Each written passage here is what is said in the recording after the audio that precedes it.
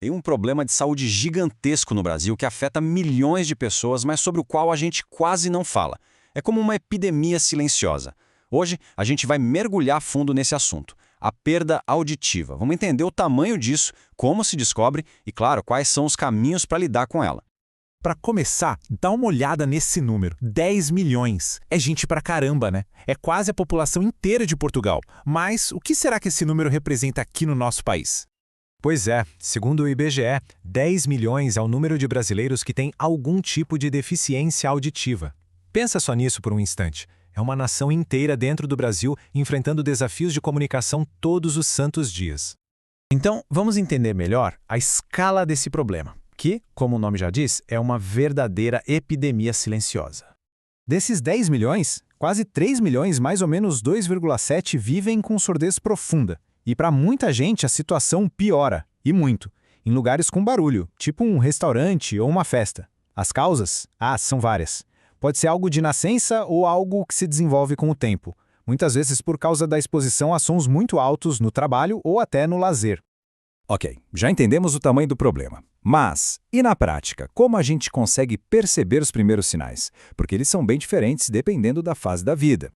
E aqui a diferença é gritante, sabe? Nas crianças, o grande alerta é o atraso para começar a falar. A criança não desenvolve a fala como as outras da mesma idade. Já nos adultos e idosos, a queixa é outra, bem mais sutil. É aquele clássico: eu estou ouvindo, mas não estou entendendo o que estão falando. E quando esses sinais aparecem, começa uma jornada. A jornada para confirmar o que está acontecendo e entender de verdade qual é o nível da perda auditiva. Esse caminho geralmente tem 3 passos bem claros. Primeiro, a gente identifica esses sinais que acabamos de conversar. Depois vem a investigação. Sabe, comparar o desenvolvimento, perceber as dificuldades. E por fim, a parte fundamental, fazer os exames com um profissional para ter um diagnóstico certinho. O exame mais conhecido é a audiometria. É aquele teste bem simples feito dentro de uma cabine, sabe? A pessoa ouve uns sons em diferentes volumes e frequências e avisa quando escuta. É o básico para mapear a audição. Agora, para crianças bem pequenas ou casos mais complexos, existe um exame mais avançado. Ele é computadorizado e mede a resposta do nervo auditivo direto na fonte. O mais incrível é que a pessoa não precisa fazer nada. O exame capta a resposta do cérebro. Isso garante um diagnóstico preciso, mesmo quando o paciente não pode colaborar. Certo, diagnóstico na mão. E agora? Bom, o tratamento se apoia em 2 pilares gigantescos: a tecnologia de ponta e, claro, o fator humano.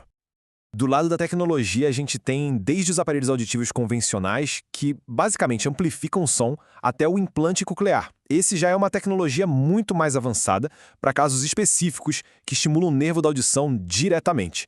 Uma verdadeira revolução. E para a gente ver como isso funciona na prática, olha só que legal o caso do Sr. Augustino. Ele é um exemplo vivo de como o implante coclear pode mudar completamente a vida de uma pessoa, permitindo que ele se comunique muito melhor. É a tecnologia transformando vidas. Mas olha, a tecnologia sozinha não faz milagre. É aqui que entra o toque humano. O acompanhamento com fonoaudiólogos é absolutamente essencial. É a fono que ajuda o cérebro a reaprender a interpretar os sons e, junto com isso, a leitura labial e, principalmente, a interação social. Conversar, estar com pessoas, é isso que de fato faz a compreensão acontecer. Isso tudo nos leva ao ponto mais importante de toda essa conversa. O que, no final das contas, realmente decide se o tratamento vai ser um sucesso. Porque uma coisa precisa ficar clara. A tecnologia que a gente tem hoje é fantástica. Os aparelhos funcionam, os implantes são eficazes. Então, se a ferramenta é tão boa, por que os resultados podem ser tão diferentes de pessoa para pessoa? O que mais está em jogo? E a resposta está bem aqui. O fator que decide tudo não é o aparelho, não é o implante. É a motivação da pessoa. É a vontade, o desejo de se conectar com o mundo, de se comunicar. Esse é o verdadeiro motor de todo o processo. E a gente termina com essa reflexão.